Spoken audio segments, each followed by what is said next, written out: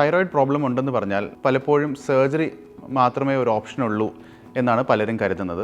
പക്ഷെ അത് എല്ലായ്പ്പോഴും അങ്ങനെയല്ല. തൈറോയിഡ് എന്ന് പറയുന്നത് നമ്മുടെ കഴുത്തിൽ ബട്ടർഫ്ലൈ ഷേപ്പിലൊരു ഓർഗനാണ്. അതിൽ ചില ആൾക്കാർക്ക് നോഡ്യൂൾസ് ഉണ്ടാവാം, അതായത് ചില വീക്കങ്ങളുണ്ടാവാം, മുഴകളുണ്ടാവാം.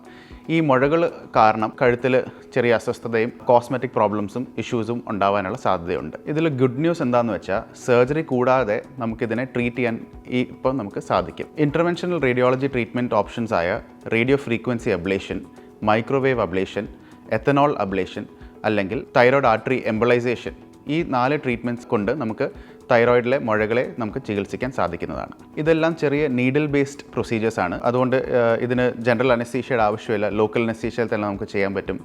വലിയ കട്ടുകളില്ല, സർജറി ചെയ്യുന്നതിൻ്റെ സ്കാറുകളോ ഓപ്പറേഷൻ്റെ മാർക്കുകളോ ഒന്നും ഉണ്ടാവില്ല. സെയിം ഡേ തന്നെ നമുക്ക് ഡിസ്ചാർജ് ആവാൻ പറ്റുന്നതാണ്. എല്ലാ തൈറോയിഡ് മുഴകളും ഇതിന് സ്യൂട്ടബിൾ അല്ല. അതുകൊണ്ട് ഇതിന് നല്ല ഇവാലുവേഷൻ വേണം. അൾട്രാസൗണ്ട് സ്കാൻ വെച്ചും FNAC ടെസ്റ്റും വെച്ചും വേണം ഇതിനെ ഇവാലുവേറ്റ് ചെയ്യാൻ.